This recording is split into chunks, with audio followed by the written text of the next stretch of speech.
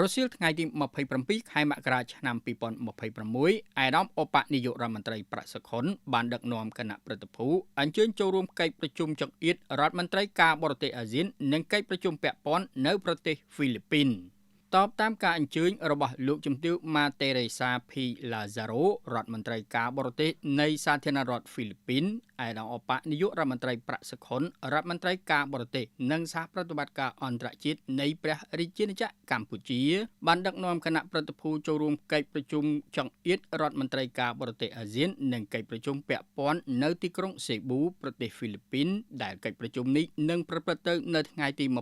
28-29ខែមករាឆ្នាំ2026ក្រមមូលបត្រដំណើរឆ្ពោះទៅកាន់អនាគតរួមគ្នាកិច្ចប្រជុំនេះនឹងពិនិត្យឡើងវិញនៅវឌ្ឍនភាពដែលសម្រេចបានចាប់តាំងពីកិច្ចប្រជុំកំពូលអាស៊ានលើកទី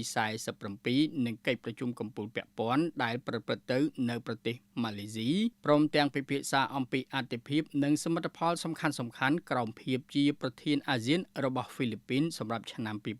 2026ក្នុងគោលបំណងសម្រេចឲ្យបាននៅសហគមន៍អាស៊ានឆ្នាំ2045រដ្ឋមន្ត្រីការបរទេសអាស៊ានក៏នឹងផ្លាស់ប្តូរទស្សនៈលើទំនាក់ទំនងខាងក្រៅរបស់អាស៊ាននិងមជ្ឈភាពអាស៊ាននៅក្នុងនិមាបនកម្មតំបន់ដែលប្រែប្រួលយ៉ាងឆាប់រហ័សក៏ដូចជាលើបញ្ហាតំបន់និងអន្តរជាតិដែលជាផលប្រយោជន៍និងក្តីកង្វល់រួមទាំងការវិវត្តនៅប្រទេសមីយ៉ាន់ម៉ាក្នុងឱកាសនៃកិច្ចប្រជុំចង្អៀតនេះអាដាមឧបនាយករដ្ឋមន្ត្រីក៏គ្រោងនឹងមានជំនួបដាច់ដោយឡែកជាមួយសមាភាគីអាស៊ានមួយចំនួនផងដែរដើម្បីជំរុញបន្ថែមទៀតនៅទំនាក់ទំនងនិងកិច្ចសហប្រតិបត្តិការទ្វេភាគីសម្រាប់ជាផលប្រយោជន៍និងអត្ថប្រយោជន៍ទៅវិញទៅមក